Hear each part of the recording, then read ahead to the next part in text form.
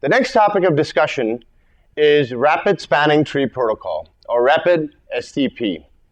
The IEEE designation for Rapid Spanning Tree Protocol is 802.1W. Now, spanning tree takes a total of 50 seconds to converge from going from blocking to forwarding. If you remember, from blocking to listening, it takes 20 seconds. Then between listening and learning, it takes 15 seconds, the time being called forward delay. And then between learning and forwarding, it takes another 15 seconds, and that time also being called forward delay. 50 seconds is too long of a time for users to wait before they can transmit data. Rapid Spanning Tree, however, goes through a quick proposal agreement process before users can forward data. Now, the Rapid Spanning Tree port's roles and states have changed slightly. Ports upon power-up are put in the discarding state when Spanning Tree has its ports in the blocking state. When Spanning Tree transitions to the learning state, Rapid Spanning Tree is still in the discarding state. Now, these states are named after what the switch is doing to user data. So, of course, in the discarding state, Rapid Spanning Tree will simply discard user frames. Then you go into the learning state, where you're learning your MAC addresses and populating your MAC address table exactly like Spanning Tree, and then you go into the forwarding state. However, this succession of state changes happens quicker in Rapid Spanning Tree than it does in Spanning Tree. Spanning Tree, so to say, is timer-based. Rapid Spanning Tree goes through a quick proposal agreement process between two switches before the ports can go into forwarding. So since Rapid Spanning Tree is based on a quick proposal agreement and is not timer-based, let's go over that quick proposal agreement statement or proposal agreement process. Now, on this diagram here, I have switch 1 connected to switch 2 over port F0/1 on switch 1 and F0/1 on switch 2. Now, we're going to assume that switch 1's MAC address is AAAA. Now, folks, I know that AAAA is actually 16 bits, not 48 bits, and a MAC address is supposed to be 48 bits, but I just don't have the space here to write 48 bits worth of A's. So, each hex character is 4 bits, which makes AAAA 16 bits, but we're going to pretend that this is just 48 bits. Switch 2's MAC address is BBBB. Now, the bridge ID field in Rapid Spanning Tree, or per VLAN Rapid Spanning Tree, remains the same. 4 bits for priority and 12 bits for VLAN ID, which would make the default priority for this switch 32768, just like with Spanning Tree.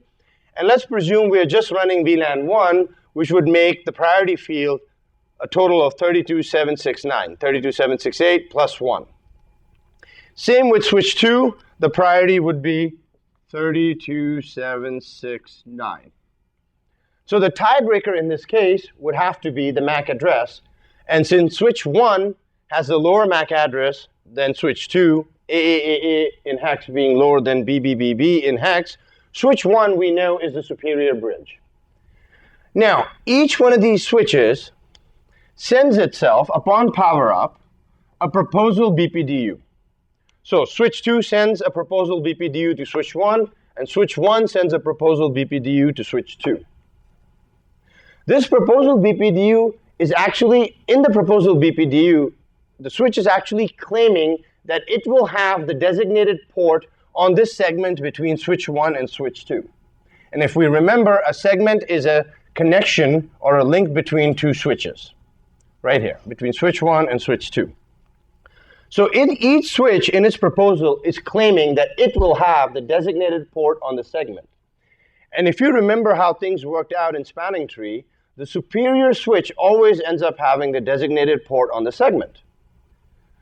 So switch 2 sends switch 1 a proposal saying, I am going to have the designated port, or as in, my F0/1 is going to be the designated port on this segment. Switch 1 rejects switch 2's proposal BPDU because switch 1 is clearly superior. Switch 1 also sends a proposal BPDU to switch 2. And switch 2 sees that yes, switch 1 in fact is superior, and switch 2 accepts switch 1's proposal BPDU. At this point, if switch 2 has any downstream ports, it puts all these ports in the discarding state. And this process is called synchronization. So switch 2 synchronizes itself, basically isolating itself from the rest of the topology if there are other switches down here. And this is done in order to prevent temporary layer 2 bridging loops. So you isolate each segment away from each other segment to lessen the chance of having a layer 2 loop. At this point, switch 2 sends back an agreement BPDU and makes its F0/1 into a root port. So this agreement BPDU reaches switch 1, and switch 1 makes its F0/1 into a designated port. Now both these ports are put in forwarding, and the proposal agreement process between these two switches is over. And it then moves one segment downstream, where if switch 2 is connected to, let's say, switch 3, the same process will happen between switch 2 and switch 3.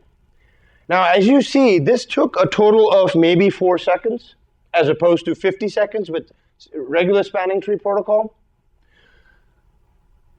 So if you remember, BPDUs are sent in spanning tree, whether it be regular spanning tree or rapid spanning tree, every 2 seconds. So the first 2 seconds were for the proposal BPDU, the next 2 seconds were for the agreement, and within 4 to 6 seconds, these switches have put their ports in forwarding as opposed to waiting 50 seconds. This concludes the rapid spanning tree lecture.